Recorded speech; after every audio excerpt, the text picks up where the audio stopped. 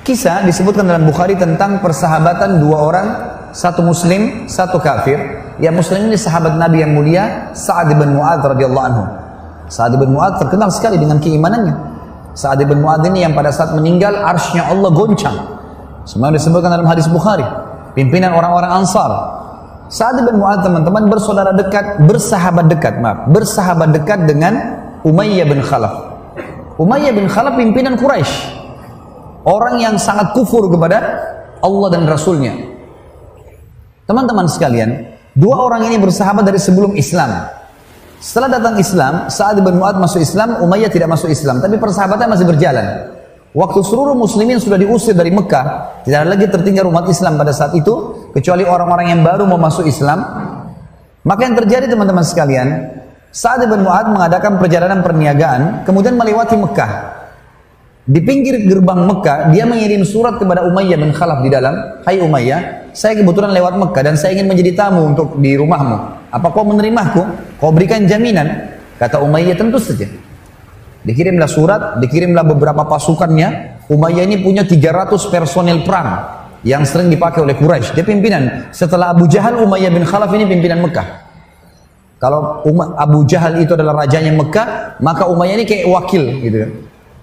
Yang terjadi teman-teman sekalian, disambutlah Sa'ad bin Mu'adz, kemudian masuk Mekah. Tidak ada yang berani ganggu karena ini tokoh Mekah yang menjaminnya.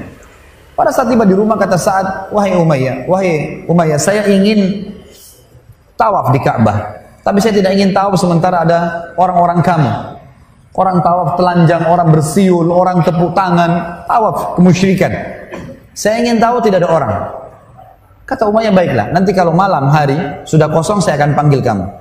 Umayyah pergilah, duduk sama teman-teman di Darun Nadwa. Setelah kosong Mekah, Ka'bah, saya masukkan Ka'bah adalah, kalau kayak sekarang habis Isya, sudah kosong kalau di zaman dulu. Sekarang kan 24 jam, Masya Allah orang tawaf. Zaman dulu tidak. Maka yang terjadi setelah kosong, Umayyah pulang ke rumah, panggil Sa'ad. Hai Sa'ad, kau sudah kosong Ka'bah, mau tawaf saya temani. Begitu masuk di lingkaran tawaf, baru mau tawaf, tiba-tiba Abu Jahal datang. Tahu Abu Jahalnya? Fir'aunnya umat ini.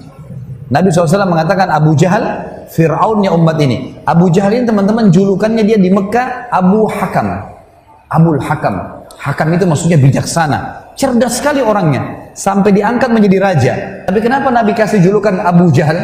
Ini orang super goblok. Ya. Kenapa dikasih julukan seperti itu? Ada kisahnya. Abu Jahal ini setiap hari dia sama Abu Sufyan, sama satu lagi temannya, 3 orang ini selalu dengar Al-Quran di rumah Nabi diam-diam kalau malam hari. Mereka pas sudah tiba waktu subuh, mereka pulang, ketemu 3 orang ini. Lalu saling bertanya, kenapa? Ngapain kau di sini? Habis dengar ayatnya, ayat Quran yang dibaca Muhammad. Semua ngaku sama. Janjian, besok jangan diulangi lagi ya. Kalau orang-orang Mekah tahu, nanti mereka akan masuk Islam nih. Sepakat. Besok malam 3-3-nya ulangi lagi. Karena berpikir temannya tidak akan kembali. Saking penasarannya dengan Al-Quran. Subuh ketemu lagi, janjian lagi, nggak ulangi. Hari ketiga terulang hal yang sama. Waktu sudah hari ketiga, maka salah seorang dari mereka berkata, sungguh kita ini bukan anak kecil. Ini kepala suku semua. Nggak mungkin kita datang mendengar kecuali sesuatu. Lalu dia tanya kepada Abu Sufyan, bagaimana pendapatmu hai Abu Sufyan?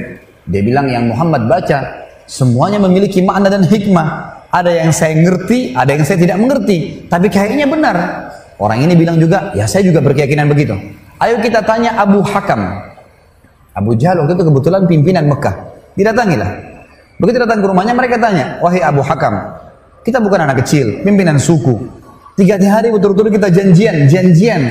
Aib bagi orang-orang suku Quraisy waktu itu kalau janji kemudian ingkari janji. Kita sudah ingkari 3 hari.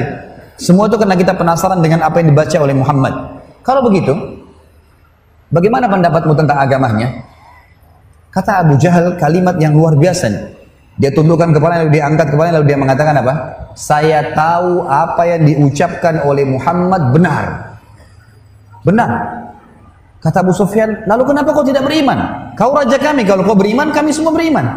Apa kata Abu Jahal? Ini teman-teman bahaya sekali. Fanatisme terhadap suku, terhadap harta, jabatan, bisa menggelapkan matanya orang. Itulah terjadi pada Abu Jahal. Dia mengatakan apa? Sesungguhnya dari dulu sukunya Muhammad dengan sukuku bersaing. Kalau mereka memberikan makan minum jemaah haji, kami juga memberikan makan dan minum jemaah haji. Kalau sukunya membela Mekah, sukuku juga membela Mekah. Sehari mereka, sehari kami. Maksudnya sama-sama bersaing nih. Sekarang di sukunya Muhammad keluar Nabi, sukuku nggak ada nabinya. Kalau saya beriman pada Muhammad berarti sukuku kalah. Demi Allah saya tidak mau beriman selamanya. Maka gara-gara kejadian itu kata Nabi SAW, gelarkan dia Abu Jahal. Dan dia pimpinan dan dia Fir'aunnya umat ini. Kalau zaman Nabi Musa AS ada Fir'aun, maka ini Fir'aunnya umat ini. Abu Jahal teman-teman, Abu Jahal pada saat itu menemui Sa'ad bin Mu'adz. Kita kembali ke kisah kita dengan Umayyah bin Khalaf yang baru mau tawaf. Abu Jahal lalu tanya, waktu itu dia Raja Mekah, wahai Umayyah, siapa di sebelahmu ini? Kata Umayyah, ini Sa'ad bin Mu'adz, pimpinan suku Madinah. Abu Jahal waktu dengar langsung dia bilang, wahai Sa'ad, berani benar kau injakkan kakimu di Mekah, sementara kau tahu permusuhan kami dengan muslimin. Demi Allah kau tidak akan keluar dari Mekah selamat. Sa'ad bin Mu'adz adalah kepala suku, terkenal pemberani. Dan beliau mati syahid pada saat terjadi perang Ahzab. Dan beliau lah yang mengambil keputusan 700 pasukan perangnya Quraidah dibunuh semuanya. Pemberani yang luar biasa Sa'ad. Kata Sa'ad, wahai Abu Jahal, kau tidak akan bisa menyentuhku karena aku akan melawan. Kau mati atau aku mati.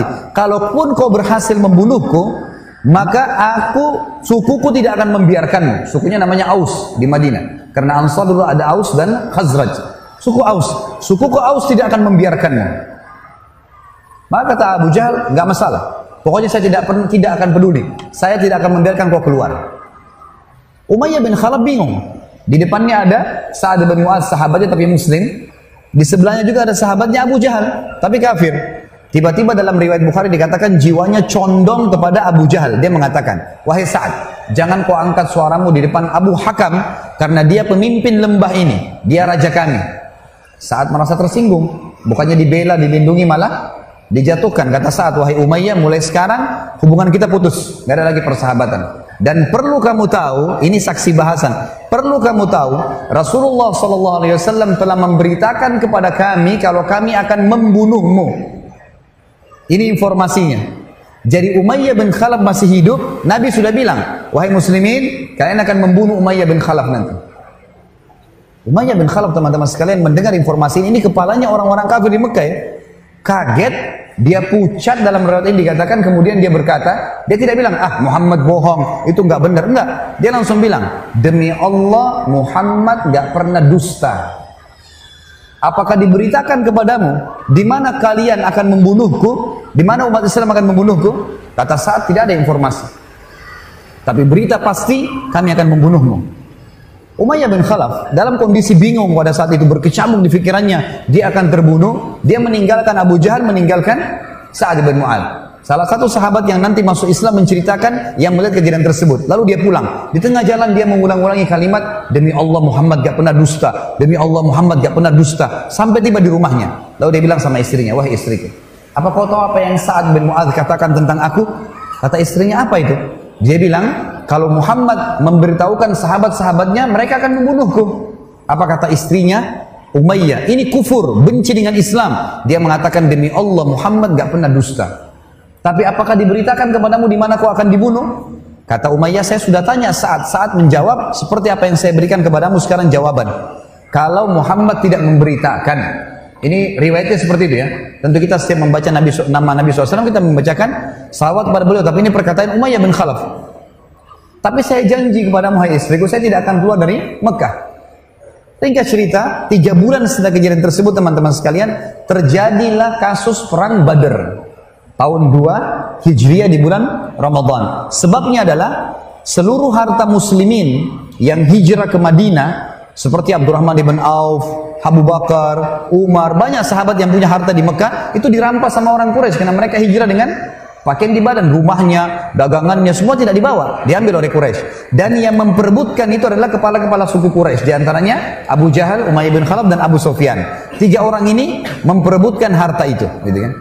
Ringkas cerita teman-teman sekalian, harta-harta muslimin ini diambil, lalu dibawa ke negeri Syam, dijadikan sebagai duit, beli dagangan, Kemudian dijadikan sebagai harta mereka bertiga. Waktu kafilah itu lewat dari negeri Syam menuju ke Mekah, melewati Madinah, Nabi SAW dengar. Nabi kumpulin orang-orang muhajirin dari Mekah dan orang Ansar, boleh siapa saja ikut. Silakan, kita akan menghadang kafilah Abu Sufyan untuk mengambil haknya muslimin. Maka keluarlah bersama Nabi SAW 313 orang, 314 bersama Nabi SAW. Sampai tiba di wilayah Badr. Ada sebuah gunung yang besar. Sisi yang lebih dekat Madinah namanya Udwatid Dunya. Dalam Al-Quran dikatakan, "Idh antum bil udwatid dunya."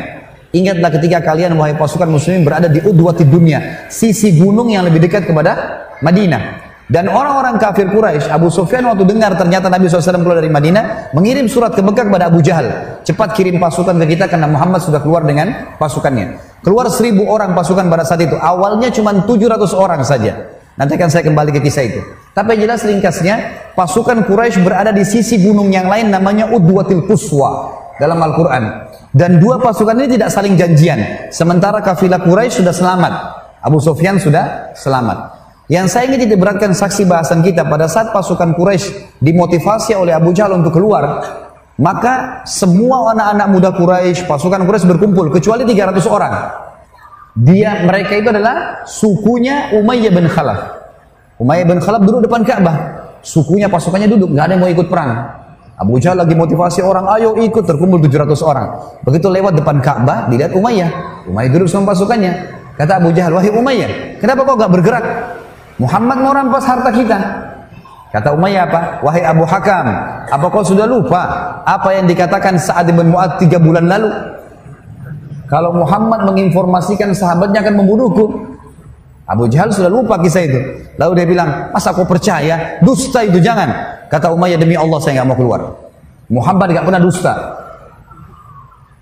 Abu Jahal licik. Dia pulang ke rumahnya. Dalam riwayat ini dikatakan, lalu dia mengambil dedupaan, ya, wewangian yang khas wanita. Jadi di Mekah dulu itu kalau dicium bau itu harus wanita, bukan laki-laki. Kalau laki-laki pakai berarti ini tanda tanya. Dianggap banci. Dia bakar, Abu Jahal bakar punya istrinya di tempat pembakaran dupanya, kemudian dia bawa ke dekat Ka'bah. Lalu dia bilang kepada Umayyah, ya Umayyah tatayyab. Wahai Umayyah, pakai ini. Umayyah marah. Kenapa kayak saya menyawangi wanita? Kata Abu Jahal, kau kan wanita, nggak mau berperang. Tersinggung dia, kepala suku di depan pasukannya, ditepis sama dia, kemudian dia pulang ke rumahnya. Dia bilang, saya akan pergi berperang. Pulang ke rumah dia bilang sama istrinya, wahai istriku, siapkan baju perang, saya mau berperang. Kata istrinya, apa kau tidak ingat? Istrinya ingat kan? Apa yang saat cerita 3 bulan lalu kau akan dibunuh oleh Muhammad dan pengikutnya? Dia bilang, saya dipermalukan sama Abu Hakam. Saya akan keluar beberapa langkah dari Mekah, nanti saya kembali lagi. Yang penting saya tidak dianggap pengecut.